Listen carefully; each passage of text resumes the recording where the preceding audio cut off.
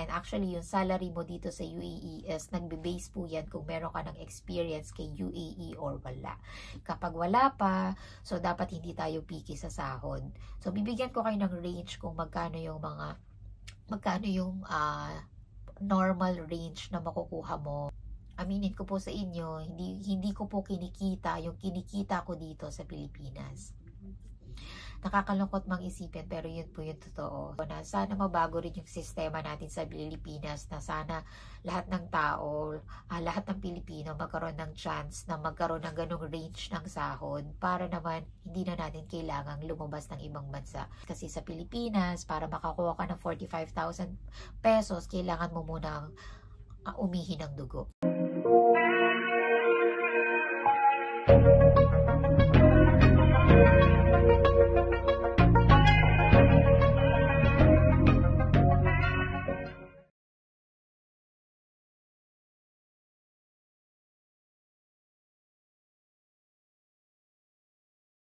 Hi Fifis! Welcome back to my channel. For today's video, i-share ko po sa inyo kung paano makapunta dito sa UAE and paano po makapagtrabaho dito. So, kung nagpa-plan ka, isa ka sa mga nagpa-plan na mga ibang bansa this year or early next year or next year or late next year, this video is for you. Okay, Fifi. So, para makapunta ka dito sa UAE, kailangan nyo po ng visa. Opo, kailangan nyo po ng visa. Wait. Kailangan nyo ng passport. Oo guys, ha, matik na yung passport, ha. Matik yan. Kahit saan ka pumuntang ibang bansa, kailangan nyo po ng passport. Okay? In my case, i-share ko po yung nangyari sa akin. Kasi po, nung bago po ako pumunta dito sa UAE is nandito na po ang aking sister, brother-in-law. So sila po ang nag-process ng aking visa. So naghanap po sila ng agency para kuhanan ako ng visa. And then ako naman po, kailangan ko provide ng mga supporting documents kasi kailangan ko pong patunayan sa immigration natin sa Pilipinas na pupunta lang ako dito just for the pleasure, just for the gala, just for the gastos. Pero yun po, so nag-provide ako ng mga supporting documents na kailangan mapatunayan ko na babalik ako sa ating mahal na Pilipinas. So, nung nakakuha na sila atin ng visa, pinadala nila sa akin sa Pilipinas, tapos ako nag-provide ako ng mga supporting documents na employed ako sa atin, like COE, company ID, bank statement, ano pa ba? Yun, mga leave request form, kailangan po yan kasi baka itanong po sa inyo, hanapin po dun sa inyo sa immigration. So, to make it short, nakuha ko na yung visa ko, nakuha ko na lahat ng documents ko, na-provide ko na siya lahat. Pagdating ko po dun sa airport, pagpila ko dun sa immigration natin, unang tinanong sa akin nung officer, syempre yung passport ko. Hinanap yung passport ko, tapos hinanap din yung visa ko. So, inabot ko siya ng sabay. Tapos, tinanong ako, anong gagawin mo sa UAE? Yun talaga ang unang tinanong. Sure. Tapos yun, sinabi ko na, yun nga, pupuntahan ko yung sister ko, kasi matagal na kaming hindi nagkikita, ganon. So, tinanong ko meron akong trabaho sa Pilipinas, sabi ko yes. So, hinanapan ako ng COE, hinanapan ako ng company ID. So, actually, medyo matagal pa nila tinignan yon, chinek pa nila yon. Hindi ko alam kung sino-search ba nila yon or something. Pero, yun po yung isa sa mga documents na hinanap sa akin, COE at saka company ID. Tapos, yung iba na po, puro question na po yung tinanong nila. Kailangan lang talaga confident ka na masasagot mo yung mga tanong nila and mapapatunayan mo na babalik ka sa atin. Tapos tinanong ako kung gaano ako katagal dito. So, parang ang sinabi ko lang ata noon, mga 2 weeks or something, mga ganon. Siyempre, bakasyon ka lang naman eh. So, hahanapan po nila kayo ng ticket na dapat yung ticket nyo po is back and forth. Kailangan po may date din yung ticket nyo na kung kailan kayo babalik sa Pilipinas. So, regarding po dyan sa mga dates ng mga pagbalik nyo sa atin sa Pilipinas, i-explain na po yan sa inyo ng agency. So, marami naman po talagang agency dito na talagang nagpa-process ng mga ganyan and talaga namang mapagkakatiwalaan niyo po sa ganyan. Bibigyan ko po kayo ng mga ideas kung ano po yung mga right agencies na talagang makakatulong po sa inyo. Kasi po, nakatulong din naman po sila sa amin. So, ayun po, para maiwasan na din po yung mga budol-budol na agencies. So, ayun po, yun, to make it short, kailangan nyo lang po ma-justify na babalik po tayo sa Pilipinas. So kung ano man po yung mga supporting documents na sa tingin nyo po makakapag-support sa inyo sa question and answer portion, SE provide nyo po. So yun po, pero po ang suggest ko po sa inyo is kung hindi naman po tinatanong sa inyo or hindi naman po hinahanap sa inyo yung documents na yun, wag nyo pong ibigay. So kung ano lang po yung tinanong ni officer, yun lang po yung ibibigay. Pag tinanong niya po na meron ka bang COE, yes. Pwede ko bang makita? Bigay. Meron ka bang company ID? Yes. Tapos pag kinuha, bigay. Ganun lang po. Huwag po natin ibigay lahat ng mga supporting documents agad-agad kung hindi naman po nila tinatanong. Case-to-case basis naman po, kapag wala naman po talaga kayong trabaho sa atin sa Pilipinas and you want to apply a tourist visa here in the UAE, make sure lang po na makakapag-provide po tayo ng mga supporting documents na talagang matutulungan po kayo na makapasok dito sa UAE. Like for example, may business po kayo. Kailangan nyo pong i-prepare yung permit ng business nyo.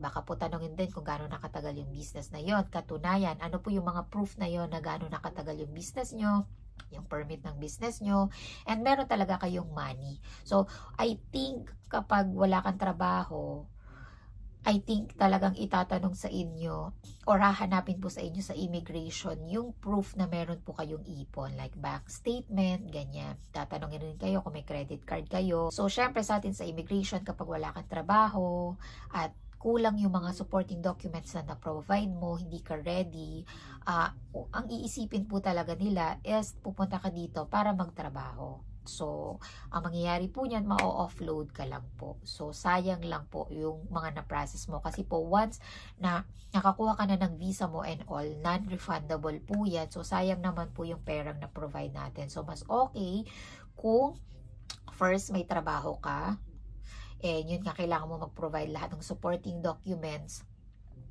na magpapatunay na may trabaho ka at sumasahod ka. So, kailangan mo lang po i-provide lahat yon. And second, kung wala kang trabaho at may business ka naman, kailangan mong mapatunayan na kumikita ang business mo, may pera ka sa bangko, merong permit yung business mo. So, yun po. Hopefully, nasagot ko naman yung mga basic na dapat nyong gawin para makapunta po dito sa UAE. So, yun nga po, mas madali kapag meron kang kamag-anak dito sa UAE or meron kang kakilala dito kasi talagang mas maa-advisean po nila kayo kung ano yung mas dapat nyong gawin para makapunta dito. So, ayun po. Pero, again, case-to-case basis, meron naman pong may trabaho sa Pilipinas pero walang kakilala dito sa UAE, that's okay. Kasi po, kapag naman talagang maganda ang trabaho natin sa Pilipinas, matagal na tayo sa company, na-provide natin yung mga supporting documents na kailangan nila, kahit wala ka pong kakilala dito, marami rin naman pong na-approve basta mapatunayan lang natin sa kanila na pupunta lang tayo dito just for the pleasure. Kasi alam nyo guys, marami po talagang tourist spot destination dito sa UAE na talagang pinupuntahan ng mga tao. So kahit po wala kayong kakilala dito, gusto nyo lang talagang puntahan yung mga tourist destination dito, I believe po talaga hindi naman tayo ma-upload. Tingin kong i-approve naman nila yun. Kasi po, so one of my advice po, if wala po kayong kakilala dito sa UAE, and yun po, may mga supporting documents naman kayong na provide, and yun po, I suggest po na mag-research na po kayo ng mga tourist destination dito sa UAE para po pag tinanong kayo sa immigration, anong gagawin mo sa UAE, wala ka namang kamag-anak doon, mape-prepare mo yung sagot dun sa question ni officer. So, banggitin mo yung mga tourist destination na na-search mo. Sabihin mo, gusto mong pumunta sa Burj Khalifa, gusto kong tallest building in the world, gusto kong puntahan yung Burj Al Arab, gusto kong puntahan yung Dubai Mall, mga ganon. Tapos sa Abu Dhabi naman, merong Yas Mall, meron dong yung mosque, yung Grand Mosque. Yan yung mga destination dito na banggitin nyo. Mag-research na kayo para maging prepare kayo dun sa question ni officer if ever na wala kayong mga kamag-anak dito sa UAE para talagang maniwala sila na gusto nyo. And mas madali din po kung magta-travel kayo dito sa UAE na may occasions kayo. For example, birthday mo. 'Di ba? Parang gusto kong mag-celebrate ng birthday ko. Gusto kong pumunta sa Burj Khalifa. Gusto ko doon mag-celebrate ng birthday ko sa Dubai. Yung mga something ganun. So i-match nyo po yung flight details, yung flight dates nyo po doon sa birthday nyo para mas okay po siya. Hopefully, nasagot ko ang mga basic question possible na pwedeng mangyari sa inyo sa immigration. And then, Fifis, kapag nandito na kayo sa UAE, so meron na kayong visa niyan, syempre, kapag may kakilala kayo dito sa UAE or may kamag-anak kayo, syempre, doon na kayo titira, doon kayo makikistay. Kung wala naman, pwede kayo mag-book ng hotel. Marami naman pong hotel dito sa UAE. Syempre, mas makakasave ka kapag meron ka ng kakilala kasi pwede ka doon makituloy muna habang naghahanap ka pa ng trabaho. So, yun po yung mga usually na ginagawa ng mga Pilipino dito. Nagtutourist visa po sila, tapos pagdating dito, papahinga ng mga ilang araw or 1 week, tapos maghahanap na ng trabaho. So, marami naman pong trabaho dito sa UAE, basta po hindi kayo picky, lalo na kapag first time nyo po dito. Kasi po dito po sa UAE, pag nagpunta po kayo dito, I don't know sa ibang bansa, I believe naman po na kahit sa ibang bansa, pag lumabas po tayo sa Pilipinas, back to zero po tayo. So, yung mga experience po natin sa Pilipinas, kung ano man yan, hindi po natin yan magagamit dito. Kasi po, dito sa UAE, nagbe-base po sila kung meron ka ng experience sa UAE or wala. Parang grade 1 tayo ulit. Sure! And actually, yung salary mo dito sa UAE is nagbe-base po yan kung meron ka ng experience kay UAE or wala. Kapag wala pa, so dapat hindi tayo picky sa sahod. So, bibigyan ko kayo ng range kung magkano yung normal range na makukuha mo. Depende po sa company papasukan nyo. Pero siguro 2 to 3,000. Swerte na po kayo kapag meron kayong ganong sahod. 2,000 or 3,000. Actually, 3,000 to 3,500. That's the basic po na talagang makukuha nyo kapag nagtrabaho po kayo dito sa UAE. Sabihin na natin 3,000. Okay. Pero, depende pa rin po sa company. Pero, yun po yung ranging ng sahod na makukuha nyo kapag first job po kayo dito sa UAE. 2,000 to 3,000 dirham po. That's, sabihin na natin 3,000. I-times po siya sa 15. So, 3,000 times 15, 45,000 pesos na po yan. Aminin mo, malaki na rin si 45,000 pesos kasi sa Pilipinas, para makakuha ka ng 45,000 pesos, kailangan mo munang umihi ng dugo. Charot!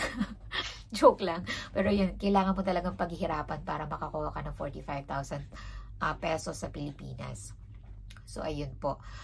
Ang maganda dito sa UAE is wala pong tax ang sahod. Yes po, buo mo siyang makukuha. Before, wala rin tax ang mga bilihin dito sa UAE. Kaya talaga namang pak na pak ang mga ipunan dito. Charot. Pero ngayon po, may mga tax na po yung mga bilihin dito sa UAE. But the salary, wala pa rin po siyang tax. So, makukuha mo ng buong buo ang sahod mo. So, ayun po. Yun po yung normal range na makukuha nyo, 2,000 to 3,000 dirham. Times 15 nyo lang po yan. Yun po yung magiging range ng sahod nyo dito. So, sabihin na natin. So, 30,000 to 45,000 pesos. Malaki na rin po. Malaki guys. Kasi ako, hindi ako nakasahod ng 45,000 pesos sa Pilipinas. Nakakalungkot mang isipin, pero hindi po ako nakasahod ng 45,000 pesos sa Pilipinas. That's the reality. Bangon, Pilipinas. Sure. Pero ayun, so ayun po, yun po yung magiging range nyo doon. So marami naman pong trabaho dito sa UAE, basta po hindi po kayo picky sa trabaho. Tsaka again, sinabi ko po sa inyo na ang trabaho dito, ang salary dito, naka-base kung may experience ka kay UAE or wala. So, wag ka nang picky sa una. Kung ano yung trabaho na nandyan, go, grab it. Tapos kuha ka ng experience after 6 months, after 1 year, or after one contract. One contract po dito is 2 years to 3 years. After ng isang contract mo, hanap ka ng iba kasi po tataas naman dyan yung range ng sahod mo. So, ayun po. So, okay naman po ang buhay dito sa UAE so far. Okay naman po kasi aminin ko po sa inyo, hindi ko po kinikita yung kinikita ko dito sa Pilipinas. Nakakalungkot mang isipin, pero yun po yung totoo. Pero syempre, di ba, marami naman tayong kababayan sa Pilipinas na talaga namang pinalad ng sobra-sobra at talaga namang kumikita na malaki sa Pilipinas. Pero, majority sa mga Pilipino is talagang hindi. So, ewan ko kung sana, alam mo yun, minsan alam mo yun, naiisip ko na sana mabago rin yung sistema natin sa Pilipinas, na sana lahat ng tao, lahat ng Pilipino magkaroon ng chance na magkaroon ng ganong range ng sahod para naman hindi na natin kailangang lumabas ng ibang bansa.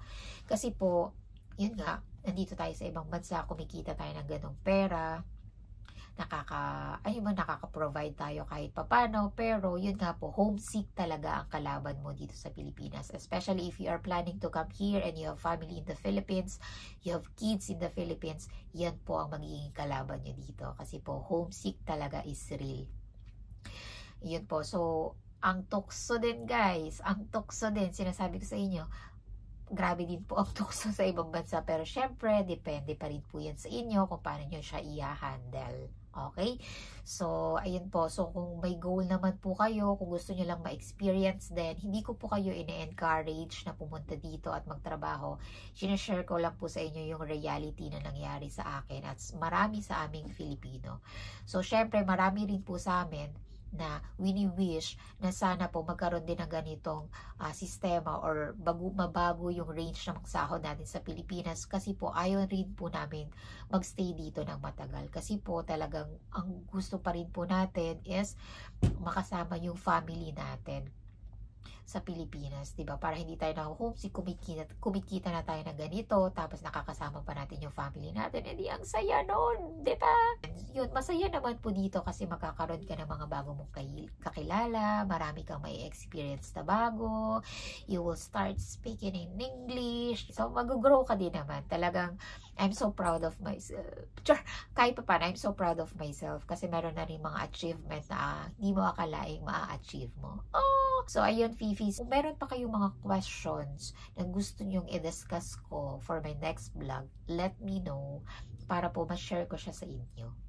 Okay? So for now, yan na lang po muna yung i-share ko. So hopefully kahit pa paano meron naman po kayong nakuha na mga information and mga realization sa akin. So, ayun, Fifis, thank you so much for watching this video. Kung di pa kita subscriber, baka naman mapindot mo yung subscribe button dyan. Makapag-subscribe ka, i-like mo na din yung video na to. And i-share mo na din sa family mo or sa friends mo na nagpa-plan ng mga ibang bansa dito sa UAE. And that's it. Thank you, Fifis, for watching this vlog. And I hope to see you in next vlog.